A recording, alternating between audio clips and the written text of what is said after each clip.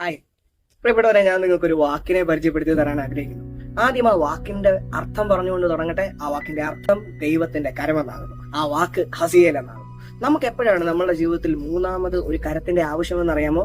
നമ്മളായിരിക്കുന്ന സാഹചര്യത്തിന്റെ അകത്ത് ഇനിയും നമുക്ക് മുമ്പിലേക്ക് പോകാൻ യാതൊരു സാധ്യതയും ഇല്ല എന്ന് മനസ്സിലാക്കുമ്പോൾ, നമ്മൾ ആകെ മുഴുവനെ ഒറ്റപ്പെട്ടു എന്ന് മനസ്സിലാക്കുമ്പോഴാണ് നമുക്ക് മറ്റൊരാളുടെ ആവശ്യകത വരുന്നത്. Price the Lord. ഇതുപോലെ നമ്മളുടെ ജീവിതത്തിന്റെ അകത്ത് നമ്മൾക്കും ഈ ദൈവത്തിന്റെ ഹസിയേൽ ആവശ്യമുണ്ട്. ദൈവത്തിന്റെ കരം ആവശ്യമുണ്ട്. ഏത് സാഹചര്യത്തിന്റെ അകത്തൂടെ പോകുമ്പോഴും നമുക്ക് ഈ കരം ആവശ്യമുണ്ട്. എങ്ങനെയാണെന്നല്ലേ, മുമ്പിലേക്ക് പോകാൻ ഇനി ഒരു സാധ്യതയില്ല എന്ന് മനസ്സിലാക്കുമ്പോൾ മാത്രമല്ല ഈ ദൈവത്തിന്റെ കരം നമുക്ക് ആവശ്യമുള്ളത്. പകരം ഒരു സാഹചര്യത്തിന്റെ അകത്തൂടെ പോകുമ്പോഴും എനിക്ക് റിസ്ക് എടുക്കാൻ പറ്റത്തില്ല എന്ന് നിങ്ങൾക്ക് തോന്നുന്നുണ്ടെങ്കിൽ ഞാൻ നിങ്ങളെ സ്വാഗതം ചെയ്യുകയാണ് ഈ കരത്തിലേക്ക്. കാര്യം നമ്മളുടെ റിസ്കിൽ നമ്മൾ എന്തെങ്കിലും ചെയ്യുമ്പോൾ ആദ്യമേ പറഞ്ഞതുപോലെ നമുക്ക് 100% റിസ്ക് ഉണ്ട്.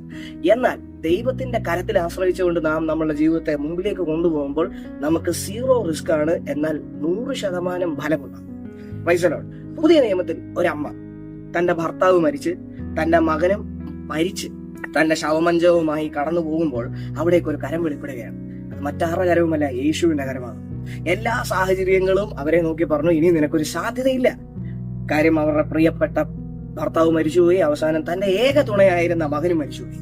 എന്നാൽ ആ കരം വെളിപ്പെട്ടപ്പോൾ എന്ത് സംഭവിച്ചു? നമ്മളുടെ ജീവിതത്തിന്റെ അകത്തെ അടഞ്ഞു കിടന്ന ഡോറുകൾ ആ കരം തുറക്കാൻ തുടങ്ങി. നമ്മളുടെ ജീവിതത്തിന്റെ അകത്ത് സകലതും അടഞ്ഞു കിടക്കായിരിക്കും പ്രിയപ്പെട്ടവരെ. എന്നാൽ ആ കരം വെളിപ്പെടുമ്പോൾ നിങ്ങളുടെ ജീവിതത്തിന്റെ അകത്ത് ഡോറുകൾ തുറക്കും. സ്മൂത്താണ്, എല്ലാ കാര്യങ്ങളും ഭംഗിയായി നടക്കും.